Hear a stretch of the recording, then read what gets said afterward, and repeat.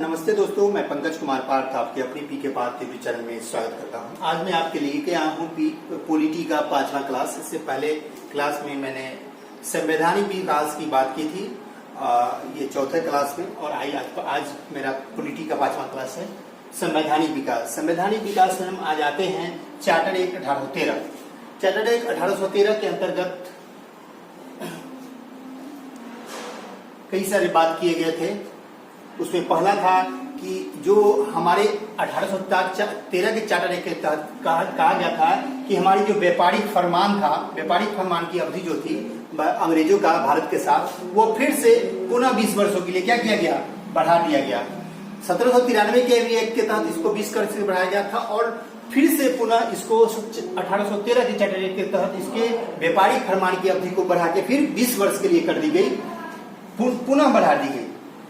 अगला पॉइंट है कि कंपनी के व्यापारिक अधिकार को में कटौती का प्रस्ताव आ गया। कंपनी के साथ जो भारत का व्यापारिक अधिकार था उसमें कटौती का प्रस्ताव लाया गया और चीन और चाय के साथ व्यापार को छोड़कर अन्य शेष अन्य पर उसके व्यापार के अधिकार को समाप्त कर दिया गया। उसका जो चीन और चाय का व्यापार जो दक्षिण पूर्व एशिया के देशों के साथ था, उस चीन और चाय के साथ जो व्यापारिक अधिकार था उसको समाप्त कर दिया गया। और अगला पॉइंट है कि भारतीयों के शिक्षा पर प्रतिवर्ष इस 1813 के चार्टर के तहत भारतीयों के लिए जो शिक्षा था उस पर प्रतिवर्ष 1 लाख रुपया खर्च करने का बात किया गया 1813 के चार्टर के तहत।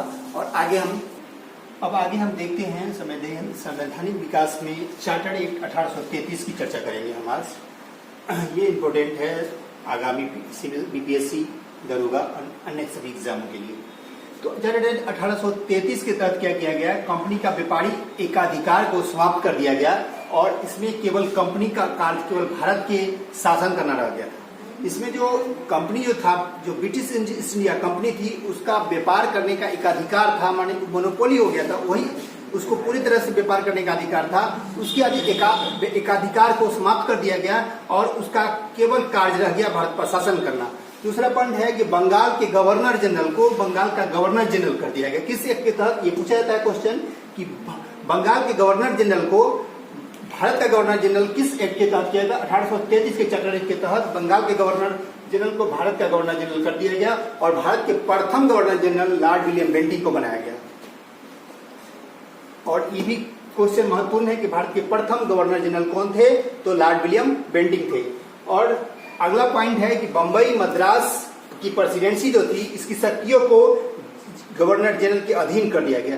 ये मद्रास बंबई जो प्रेसिडेंसी थी, इसका जो अधिकार था वह गवर्नर जनरल के अधीन कर दिया गया। और पहली बार 1833 के एक्ट के तहत पहली बार केंद्रीकृत व्यवस्था को लागू लाया गया, यानी पूरी शासन व्यवस्था पहले जो हर राज्यों में अलग अलग बटा हुआ था, इसको विकेंद्रीकृत कहा जाता है। लेकिन क्या किया गया, 1833 के तहत केंद्रीकृत व्यवस्था लाया गया, यानी पूरा भारत का गवर्नर जनरल को बनाया गया और इसे केंद्रीकृत व्यवस्था लाया गया।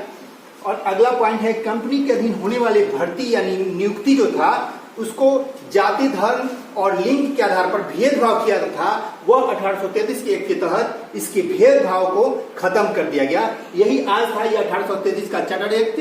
और आप सभी से अनुरोध, अब आप हम सबसे इजाजत लेते हैं और इसी तरह से पी के पार्थ टीवी चैनल से जुड़े रहें, लाइक, सब्सक्राइब और शेयर करते रहें। मैं आगे इस तरह से वीडियो लेके आता रहूंगा। जय हिंद,